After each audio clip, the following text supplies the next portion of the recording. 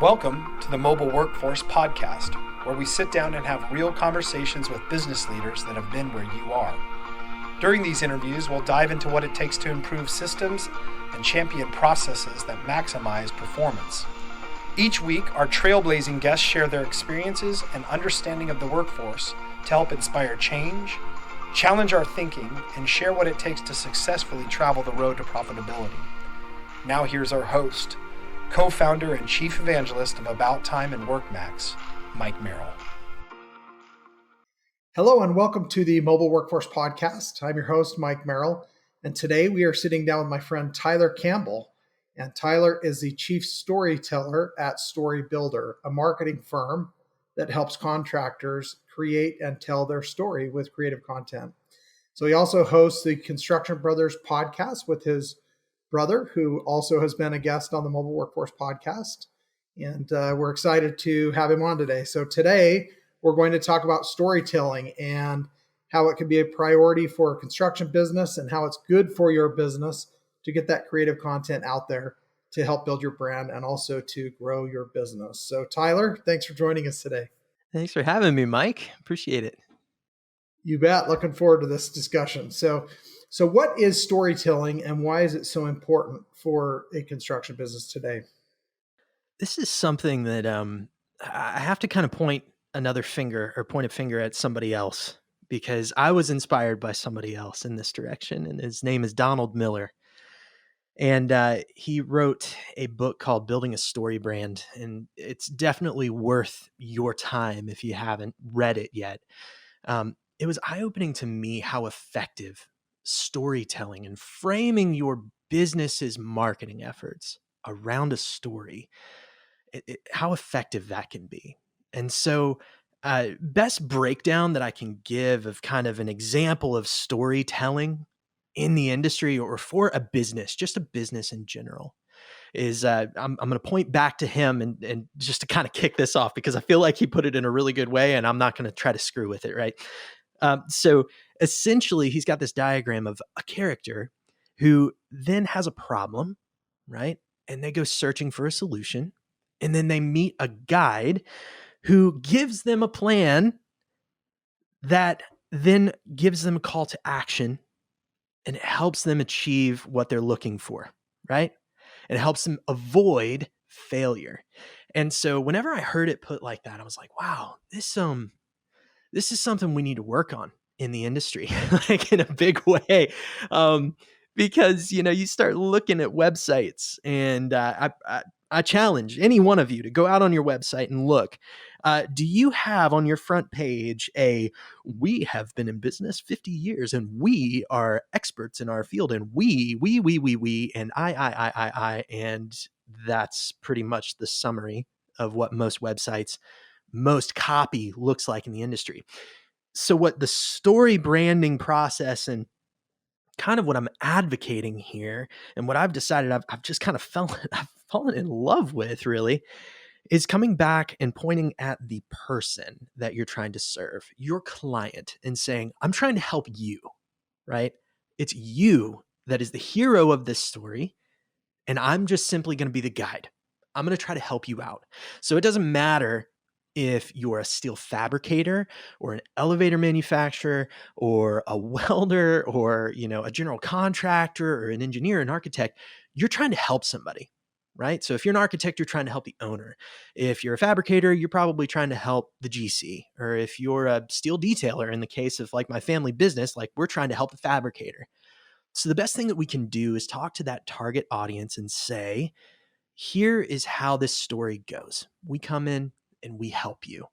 We try to help you find success. And so kind of in summary there, that's the story branding process. And that's the thing that really spurred on the Storybuilder, the company that I created, obviously.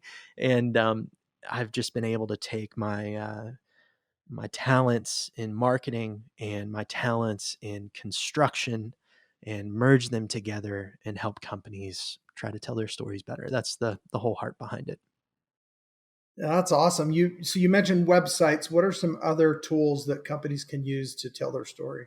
Ooh, man. All right. So websites, social media, of all forms and fashions. Honestly, I think social media is probably one of the most untapped resources by construction companies right now. Funny enough, like it's still just, we're not tapping into it enough.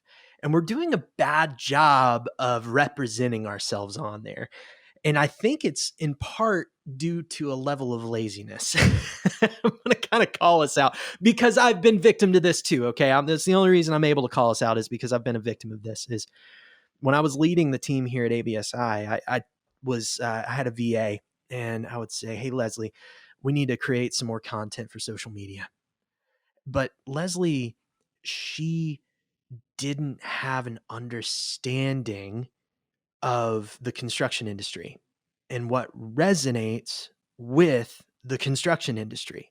But me, who is busy in my day-to-day job trying to lead a team, actually make money, I told her to go create content.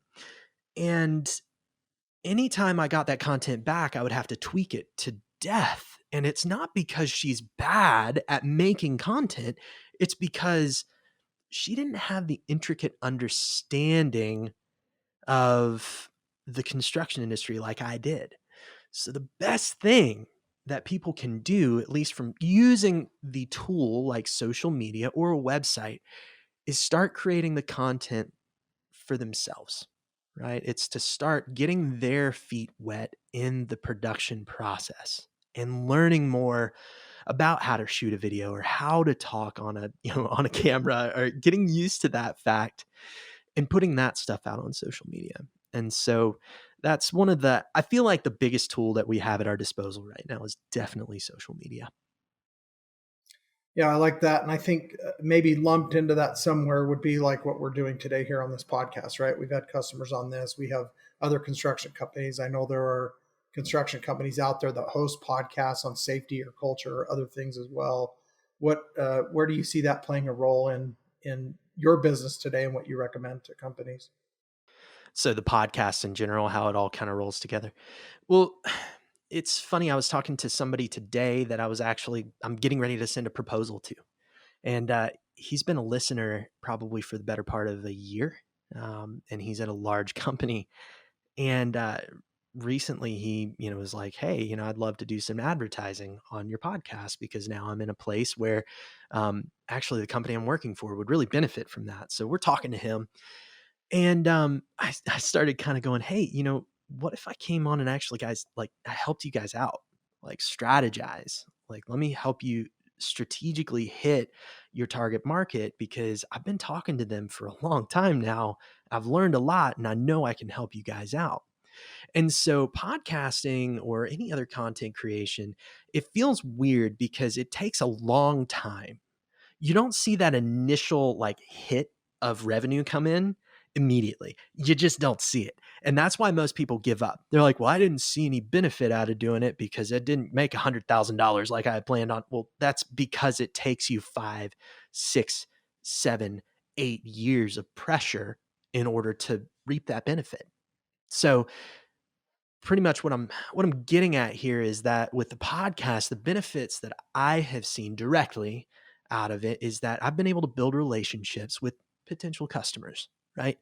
And I have not approached them and said, "Hey, I'm going to try to sell you something," right? Eddie and I both have been very, very guarded about even talking about ABSI, which is the parent company that helps Construction Brothers stay afloat. Like we don't even advertise for ABSI. Now we told that to my dad and he about threw a fit.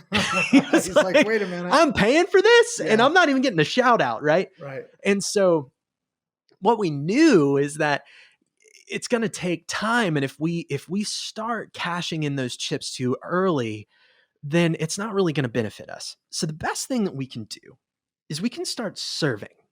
We can look at the servant leadership model and we can just start serving people who are in our target market and anybody else surrounding that too, and let come, what may come. We're going to serve. We're going to try to be transparent. We're going to try to have fun. We're going to entertain. We're going to educate. We're going to share ideas and encouragement, our mantra, and, we'll worry about it later. But when I started this new company, Storybuilder, is when I really started seeing the benefits of it. That's when I really started seeing, whoa, because I didn't directly go out to any of those people and say, hey, I've got a new thing and you need to know about it and I really want to sell you something. I did not have to do that because I've already built up a relationship with them. And so they ended up coming to me and saying, hey, I've seen what you've done here. And I really think there can be benefits out of it if you came and worked with us and helped us out, clarify our messaging and, build our brand. And so that's one benefit that I am currently in the middle of right now. And so don't take that as me like bragging, like, oh, clients like that. What was me? Like, that's not the thing I'm saying is that you won't see the return on investment for a long time. And I feel like most people don't get that. They don't understand that it's just going to be a long-term investment and you're going to need to hold your breath and you're going to need to wait and it isn't going to be comfortable, but you got to do it because it's so worth it. It's so worth it. Yeah, I would completely agree. And I love the term servant leadership that you brought up. I think that's an important part of not only the approach to something like this, but I also think that it lets you have those more authentic conversations. You have that, like you said, relationship for the sake of the relationship, not because of the business side of it. And then that will allow naturally for those opportunities for business and transactions to come about when they naturally would, as opposed to something that you're trying to quote unquote sell somebody. It's been a great icebreaker too. Like for Eddie and I both, back to, our family company, ABSI, it's still a great icebreaker for Eddie because he'll talk to somebody and he'll say, yeah, I've got a podcast with my brother and you can listen to it here. And then they'll come and they'll listen to the show and it's hilarious because they'll start building a relationship with us to where like next time we talk to them, they feel like they're one of the family. They feel like they're in on the joke, right? And so that's a great position from a business development standpoint. And you got to be careful not to treat it very, sleazy. You want to try to respect the fact that they've built that relationship with you and not take advantage of that. Like you have to be genuine in everything you do. But for Eddie, he shot out a message, I think, basically saying, hey, love to connect. Here's a podcast that me and my brother put on. And ultimately, that ended up in developing a relationship with a general contractor. That general contractor is now feeding ABSI business and big business too for that company. And so it's been a great icebreaker because when they got that, they were able to go listen to it. They engaged it. They liked it. They shared it.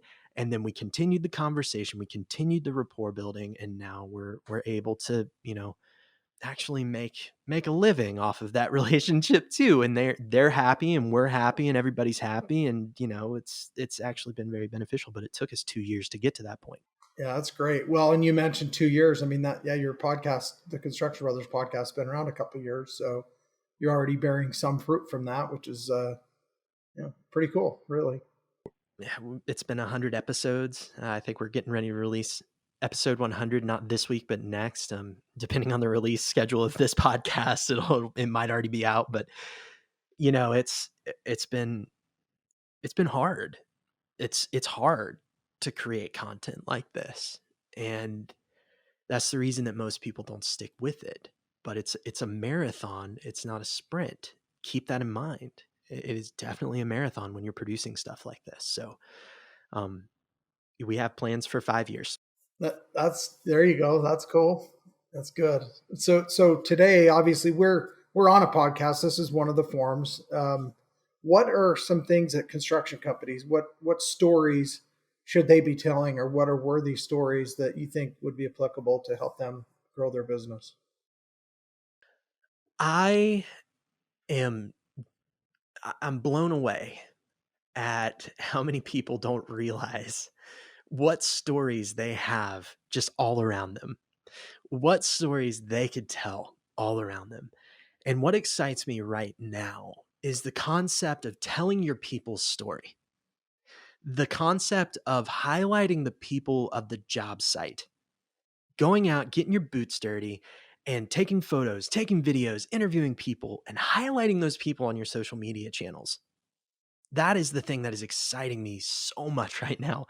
And it's an untapped resource of content for me. Like, how often do you see people going out and doing that? It's not really that common.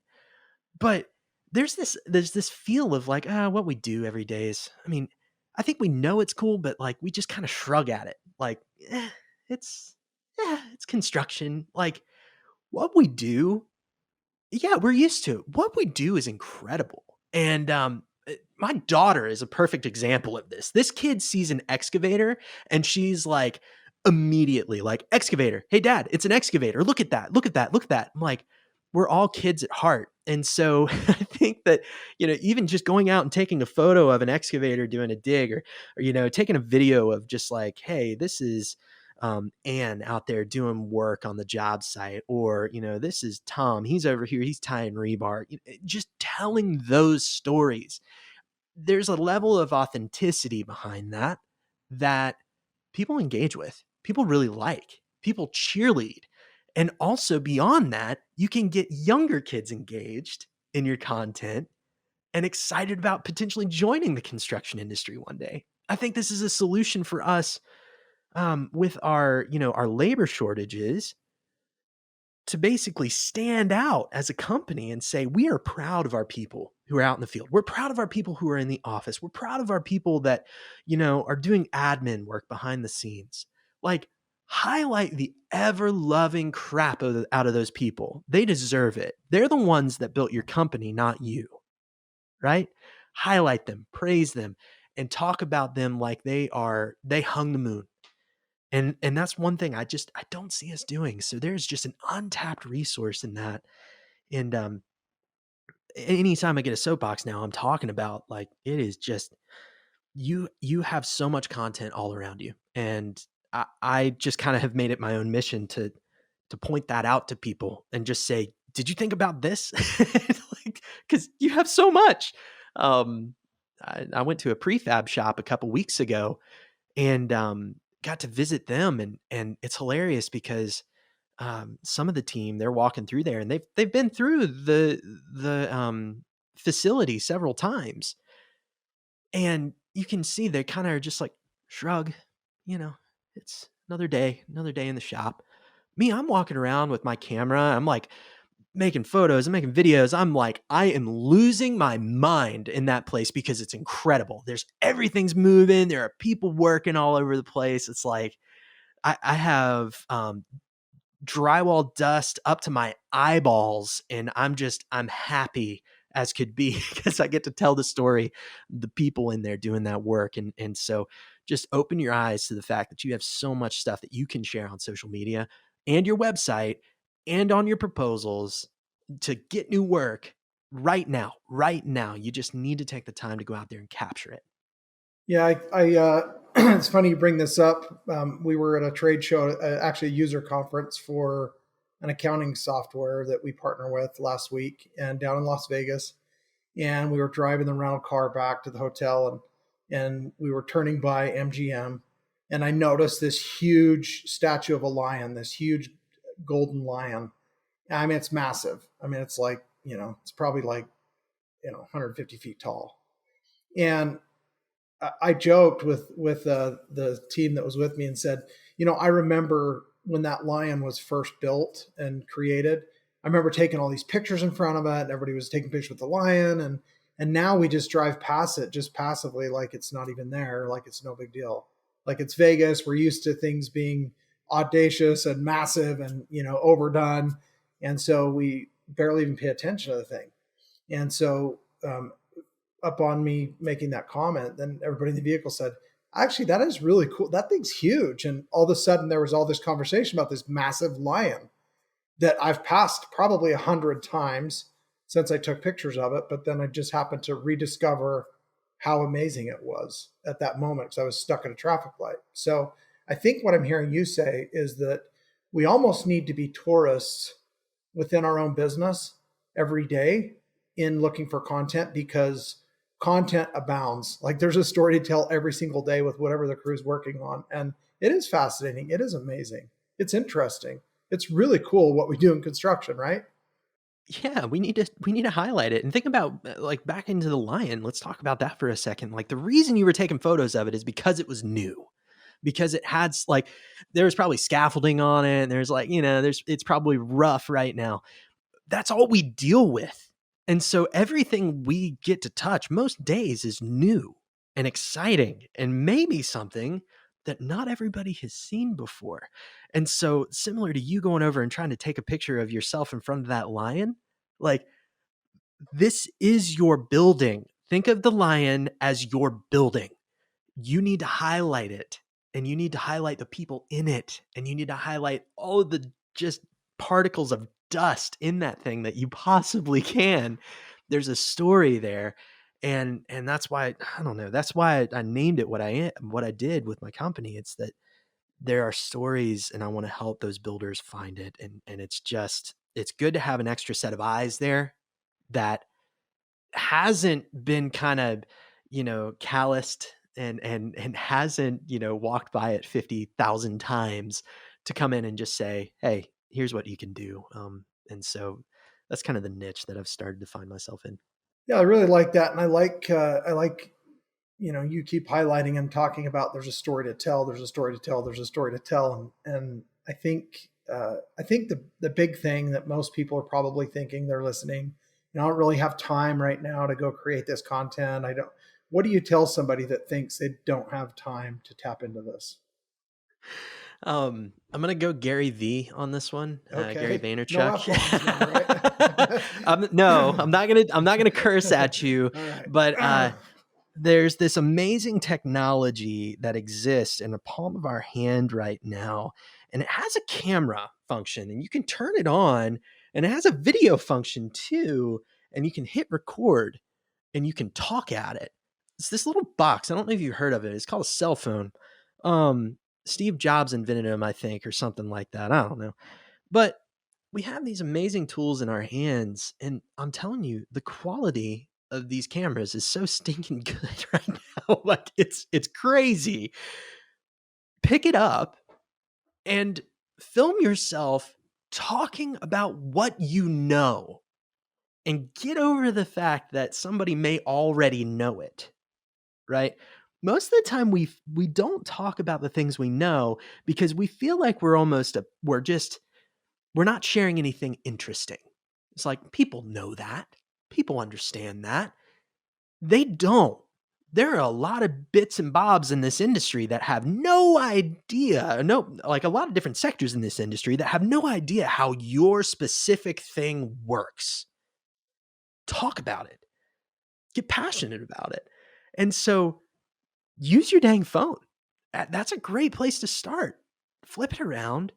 Keep it to around a minute. It doesn't need to drone on, but just make a point like, hey, I saw this happen on the job site today. Great example of the type of content that you can create.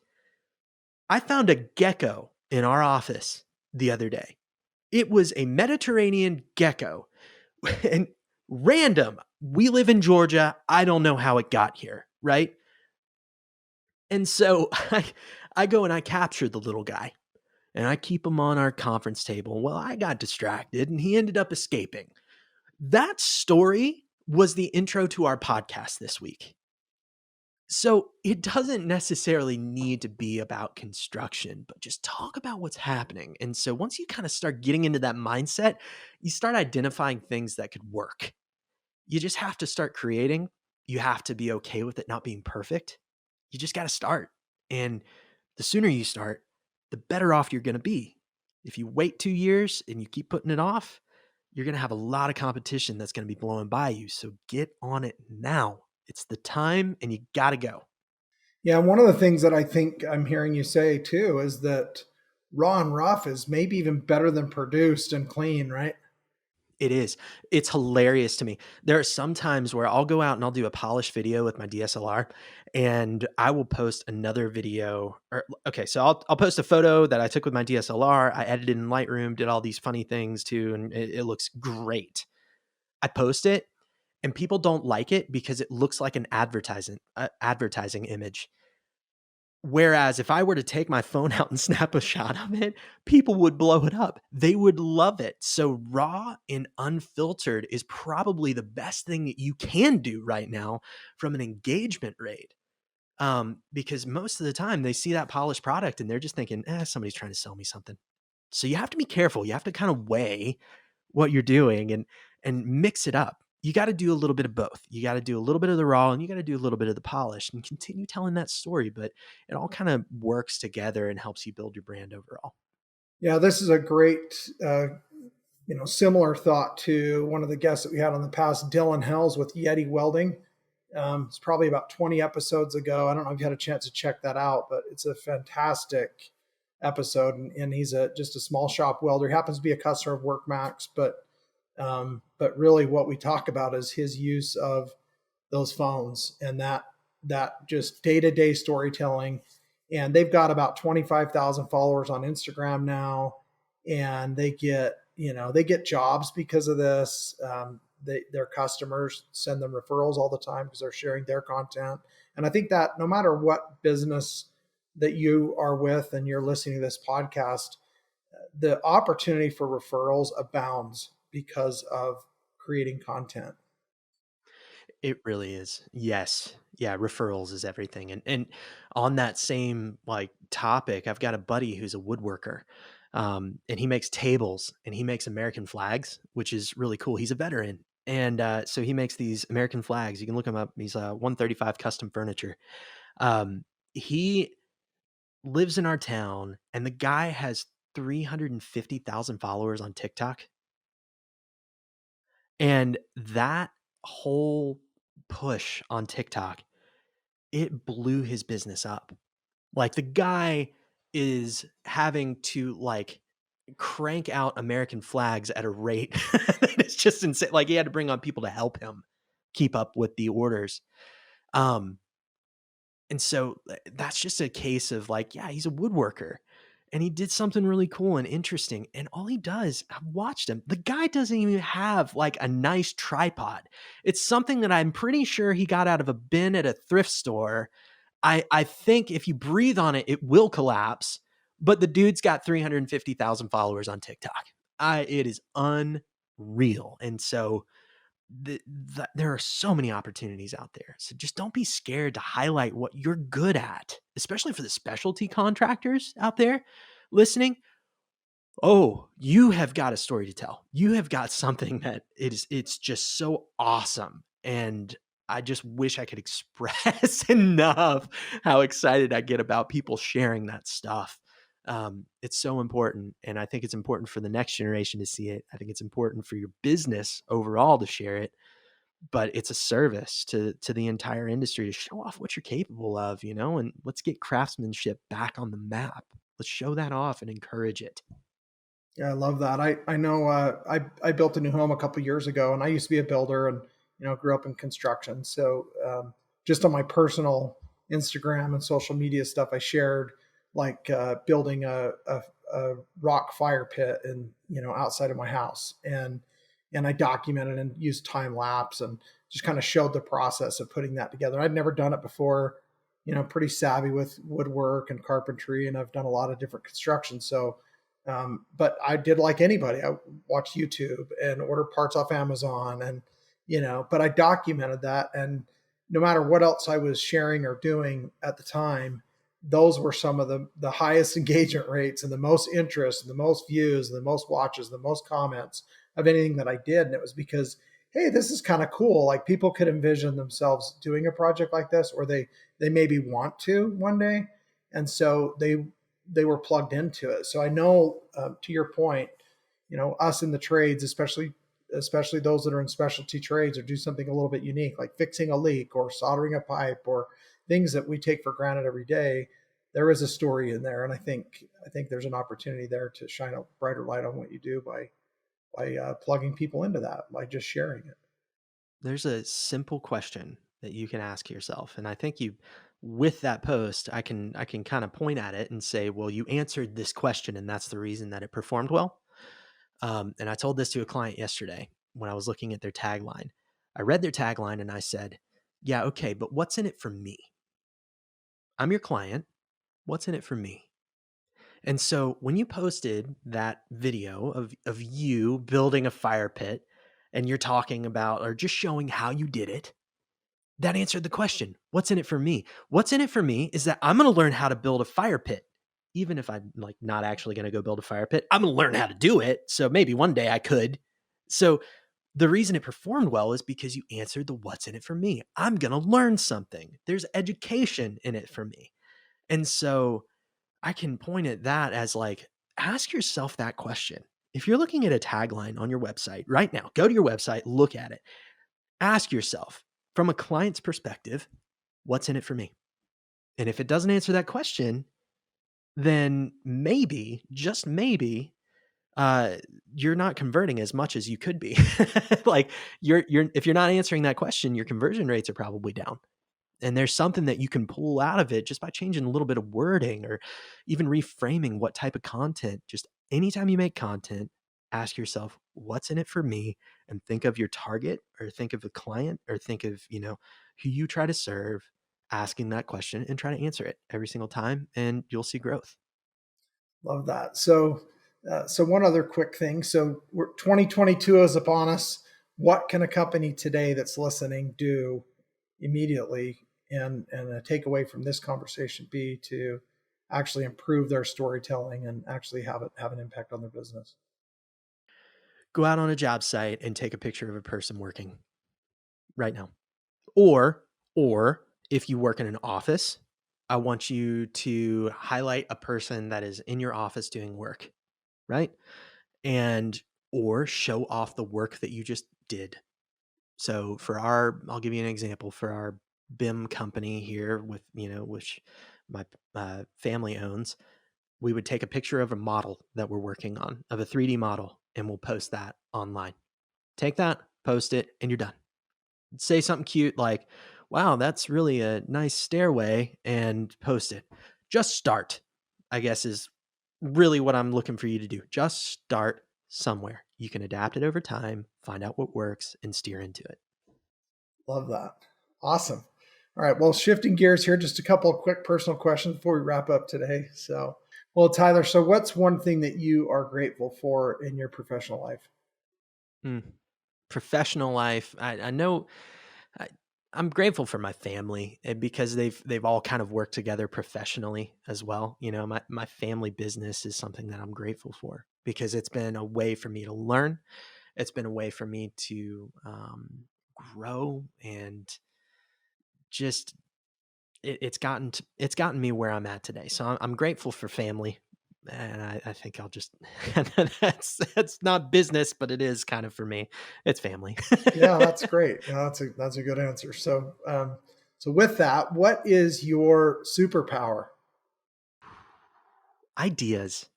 I am an idea machine. I don't know why.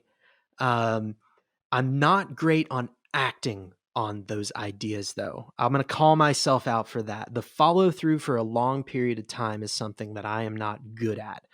For instance, I came up with the idea for a podcast, and had I been responsible for carrying out that idea for the last 2 years, I would not have realized the benefits of it. Eddie is the yang to my yin, if we want to put it like that, right? He is saying, long-term consistency over a long period of time. He's the one that taught me that.